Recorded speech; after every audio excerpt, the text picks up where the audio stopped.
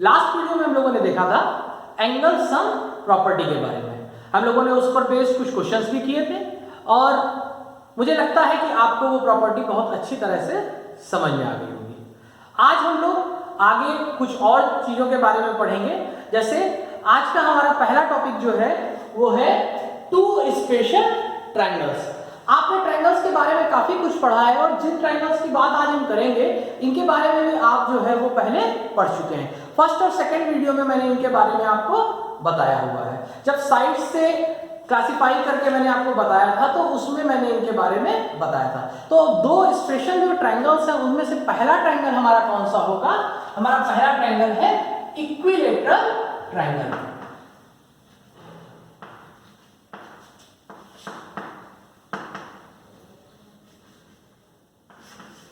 जैसा कि आप सभी जानते हैं कि इक्विलैटरल ट्रायंगल क्या होता है, तो हमने पहले पढ़ा हुआ है, उसी के हिसाब से हम लोग बात करेंगे। हम एक फिगर ड्रॉ करते हैं। मान लीजिए ये एक ट्रायंगल है जिसका नाम है एक्स वाई जेड। और इक्विलैटरल ट्रायंगल क्या होता है? इक्विलैटरल ट्रायंगल में सभी साइड्स जो होते हैं ट्रायंगल के बराबर होते हैं। इसमें तीन साइड्स हैं, एक्स वाई, वाई जेड और एक्स जेड, और ये तीनों ही साइड्स का मेजर जो है बराबर होता है। तो आपने पहले पढ़ा हुआ है, उसी हिसाब से अगर किसी ट्रायंगल के तीनों साइड्स जो है वो इक्वल मेजर के हों तो उसके जो इंटीरियर एंगल्स हैं उनका मेजर भी इक्वल होगा। यानी कि हमारे ये जो तीनों एंगल्स होंगे इस ट्रायंगल के, ये तीनों एंगल्स भी इक्वल मेजर के होंगे। कौन कौन से angle? Angle X, angle Y और एंगल जेड। तो हमने क्या देखा यहाँ पर? यहाँ पर हम दो चीजें जानते हैं यहाँ पर कि इन एन इक्विलैटरल ट्रायंगल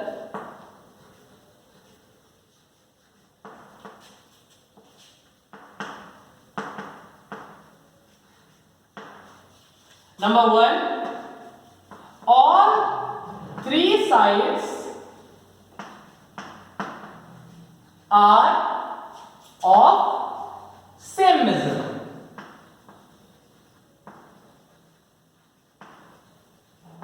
और सेकंड पॉइंट क्या है? सेकंड पॉइंट होगा हमारा all three interior angles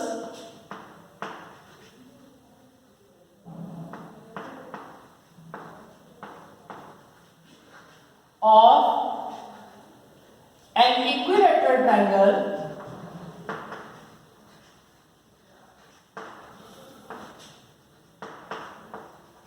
are of 60 degree.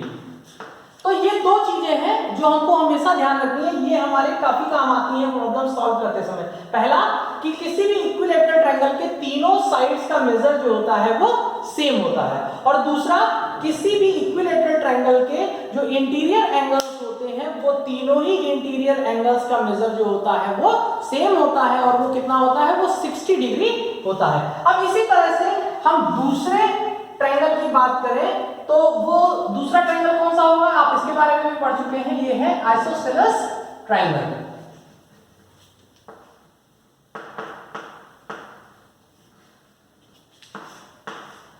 Isosceles triangle में क्या होता है? जैसा कि आप जानते हैं उसी तरह से मैं एक फिगर ड्रॉ करता हूं फिर से। यहां पर मान लीजिए ये एक ट्रायंगल है जिसका नाम है पी क्यू आर, और यहां पर पी क्यू जो है उसका मेजर इक्वल है पी आर के। यानी कि इसकी जो दो साइड्स है पी क्यू और पी आर, ये दोनों सेम मेजर की हैं। PQ is equals to PR, और अगर साइड्स इक्वल हैं तो इसके जो एंगल्स हैं ये भी दोनों इक्वल होंगे। साइड के अपोजिट साइड्स के एंगल्स जो होते हैं वो इक्वल होते हैं। तो यहां पर एंगल Q एंगल R के इक्वल हो जाएगा। इन एंगल्स को हम लोग बेस एंगल ही कहते हैं। याद रखिएगा कि angle Q and angle R are known as base angles। तो हमने क्या दो चीजें देखी यहां पर हम उसको समराइज कर लेंगे। In an isosceles triangle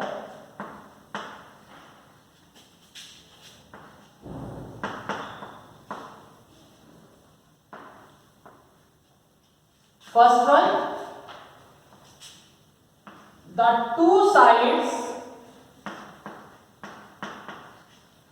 are of same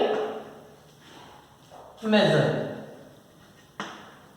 और दूसरी क्या है, सेकेंड प्रॉपर्टी है इसकी कि the two interior angles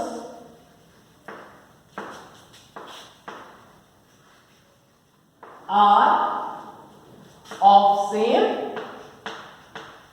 measure।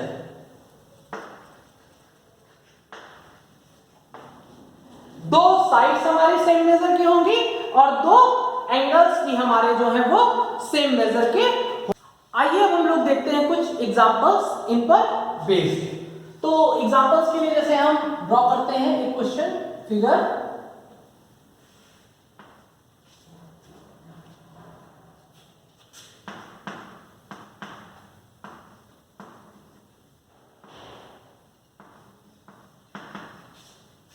इस फिगर में अगर हम देखें तो ये हमको दिखाया गया, मान लीजिए अगर हम इसका नाम कर लें के एल और एम, तो हम देखेंगे कि के एल इज इक्वल्स टू के एम गिवन है, के एल इज इक्वल्स टू के एम गिवन है। और मैंने बताया था आपको पीछे पहले कि अगर दो साइड्स इक्वल होती है किसी ट्रायंगल की तो उसके अपोजिट एंगल्स भी इक्वल होते हैं। तो इसका अपोजिट एंगल 45 और इसका अपोजिट एंगल x है। तो यहाँ इससे क्या हो जाएगा, सीधे सीधे x की वैल्यू अगर हमें फाइंड करनी है तो हमें पता चल जाएगा कि x की वैल्यू क्या हो जाएगी, 45 डिग्री आ जाएगी। इस तरह से हमारे जो एंगल आ जाएगा x की वैल्यू फाइंड करनी है वो कितना आ जाएगा, 45 डिग्री आ जाएगा। नेक्स्ट क्वेश्चन देखते हैं हम लोग एक और।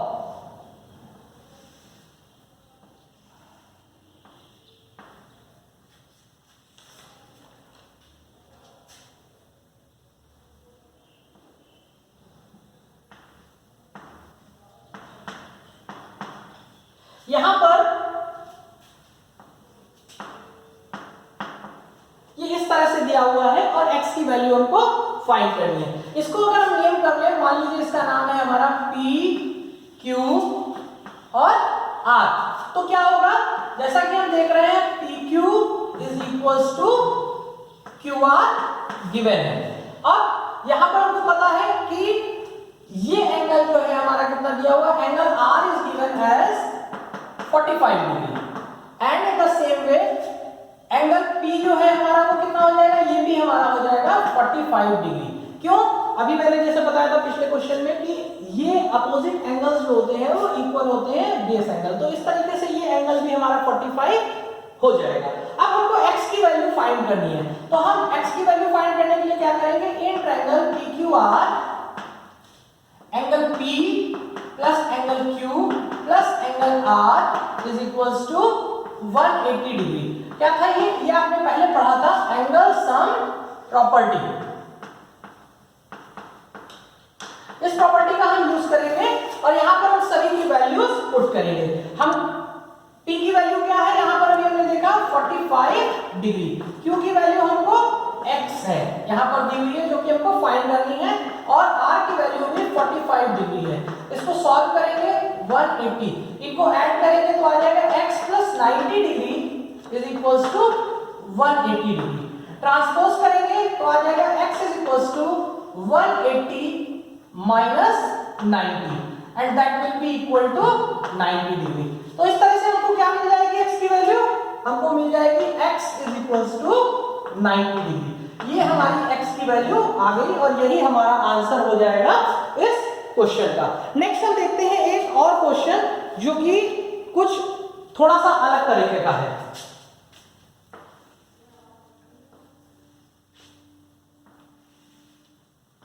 मान लीजिए ये एक ट्रायंगल दिया हुआ है जिसमें ये साइड और ये साइड इक्वल दी हुई है, और इसके साथ ही साथ हमको क्या दिया हुआ है, ये फाइंड करना है, ये दिया हुआ है एंगल x और ये एक्सटीरियर एंगल जो दिया हुआ है यहाँ पर 120 डिग्री दिया हुआ है। मान लीजिए इसको हम नेम कर लेते हैं ए बी सी और इसको यहां पर डी अगर कर देते हैं तो क्या दिया हुआ है हमको दिया हुआ है angle ACD, exterior angle ACD is equals to 120 degree. और क्या दिया हुआ है एंगल ABC या इसको एंगल B भी बोल सकते हैं, this is equal to X। आपको पता है कि यहां पर ये बताया गया है कि AB is equals to AC। AB is equals to AC का मतलब क्या है कि जो ये एंगल है हमारा X, इसके अपोजिट की साइड और ये साइड दोनों इक्वल है तो ये एंगल हमारा इस एंगल के इक्वल हो जाएगा। इसका मतलब क्या हो जाएगा, एंगल ACB की जो वैल्यू आएगी वो कितनी हो जाएगी, that will be equal to X degree. अब हमको वैल्यू फाइंड करनी है x की, तो x की वैल्यू क्या करेंगे हम, यहां लीनियर पेयर वाले कांसेप्ट को यूज कर सकते हैं। ये देख रहे हैं यहां पर ये पूरा एक स्ट्रेट लाइन बन रही है तो हम क्या लिख सकते हैं, angle ACB plus angle ACD is equals to 180 degree and this is linear pair. इसके बाद क्या करते हैं हम, यहां पर वैल्यू पुट कर देते हैं तो ACB की वैल्यू हमको x है, हमने ऊपर लिखी थी, और ACD की वैल्यू हमको पहले से पता है 120 डिग्री। अब यहां वैल्यू पुट करके हम सॉल्व करेंगे, that is equal to 180 degree. तो x की वैल्यू क्या हो जाएगी, ट्रांसपोज करने पर हमको मिल जाएगी 180 minus 120 degree and this is x is equals to 60 degree.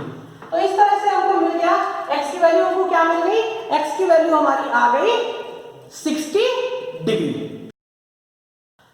अब इसके बाद हम लोग आगे देखते हैं एक और प्रॉपर्टी है जिसके बारे में हम लोग देखते हैं ट्रायंगल की, क्या है वो, sum of the lengths of two sides in a triangle. तो sum of lengths of sides in a triangle. तो यहां पर याद रखिए इसमें हमको क्या करना है, इसमें ज्यादा कुछ भी नहीं है। अगर मान लीजिए एक ट्रायंगल दिया हुआ है, ट्रायंगल मान लीजिए इसका नेम हम ले लेते हैं DEF। तो याद रखिए कि ट्रायंगल की किसी दो साइड्स का सम हमेशा तीसरी साइड से बड़ा होगा।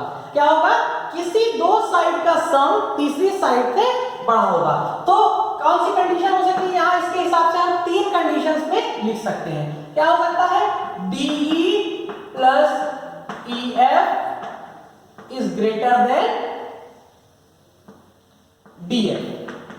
दूसरी कंडीशन क्या हो सकती है हमारी, EF plus FD is greater than DE। और तीसरी कंडीशन क्या हो सकती है, तीसरी कंडीशन इस ट्रायंगल के हिसाब से हो सकती है हमारी FD plus DE is greater than EF। तो इन तीन में से कोई एक कंडीशन जरूर होगी ट्रायंगल के फॉर्म होने के लिए, ये कंपल्सरी कंडीशन है। कभी भी किन्हीं दो साइड्स का सम हमेशा तीसरी साइड से बड़ा होना चाहिए। अगर ऐसा नहीं है तो हमारे ट्रायंगल का फॉर्मेशन पॉसिबल नहीं होगा। इस बात को आप लोग बहुत अच्छी तरह से हमेशा ध्यान रखिए और इसको याद रखते हुए इस प्रॉपर्टी पर बेस्ड हम लोग एक या दो क्वेश्चंस करके देखते हैं। यहाँ पर ये भी ध्यान रखिए कि किसी ट्रायंगल की जो सबसे बड़ी साइड है वो भी हमेशा बाकी की किन्हीं दो साइड, जो बाकी की दो छोटी साइड्स हैं उनसे हमेशा जो होगी, उन दोनों को अगर आप सम करते हैं छोटी साइड्स को तो उससे छोटी आनी चाहिए। अगर ऐसा नहीं हो रहा है तो आपका ट्रायंगल का पॉसिबिलिटी नहीं होगी। और इस बात को आप चाहें तो आगे चल करके कभी भी जो है वो ट्राई कर सकते हैं, देख सकते हैं विद एक्टिविटी मेथड। अगर आप ड्रॉ करके देखते हैं किसी अलग अलग मेजर की ट्रायंगल को और उसमें आप इस प्रॉपर्टी को देखेंगे तो आपको ये आराम से मिल जाएगा। अब आगे हम इस पर बेस्ड एक या दो क्वेश्चंस देखते हैं। तो इस प्रॉपर्टी को मैं लिख करके दे देता हूं, इसको आप देख लीजिए। क्या है, the sum of two sides of a triangle is always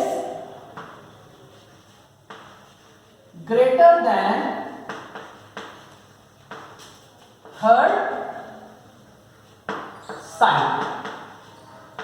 आइए देखते हैं हम लोग अब इस पर बेस्ड कुछ क्वेश्चंस।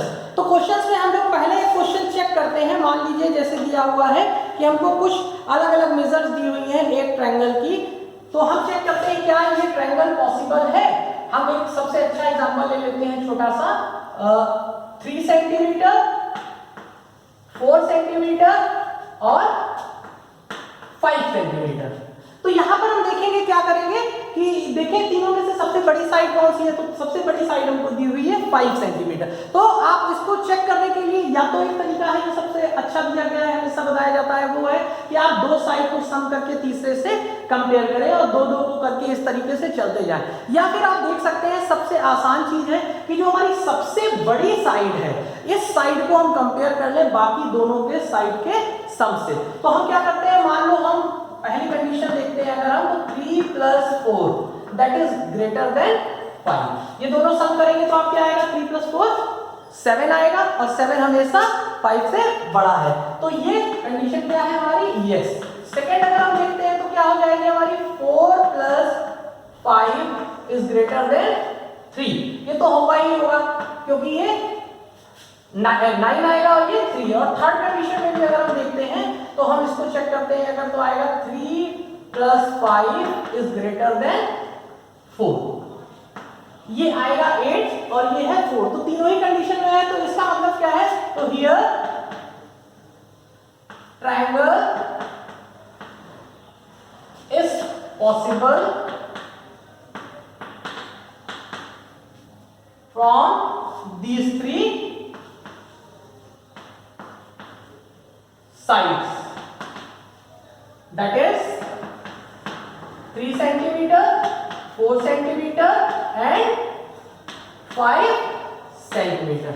एक और क्वेश्चन देखते हैं हम जो थोड़ा सा अलग है इसी प्रॉपर्टी पर बेस्ड, और वो हमारा लास्ट क्वेश्चन होगा आज के इस सेशन का।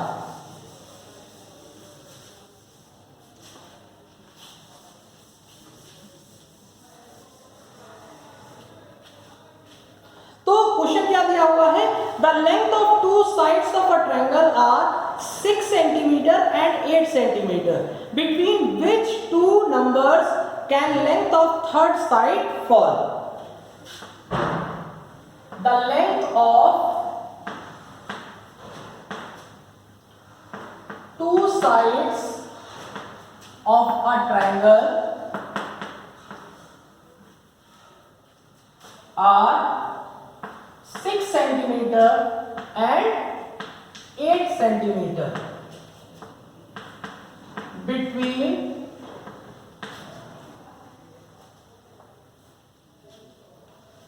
which two numbers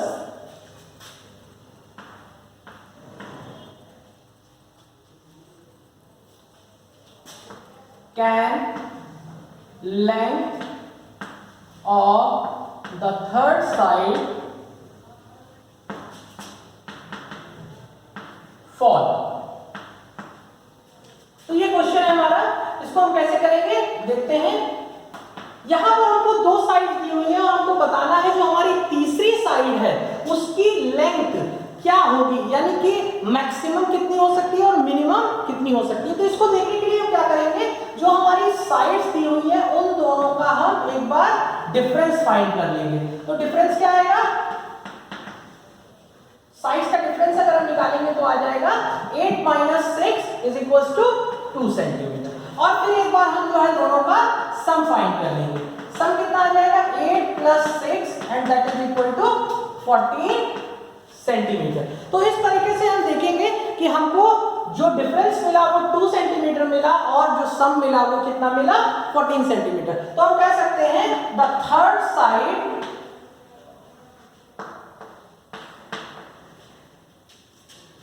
will measure between 2 centimeter and 14 centimetre. इसका मतलब है जो तीसरी साइड होगी उसकी लेंथ 2 सेंटीमीटर से ज्यादा और 14 सेंटीमीटर से कम होनी चाहिए, यानी कि इन दोनों के बीच लाई करनी चाहिए। That's all for today. Thank you.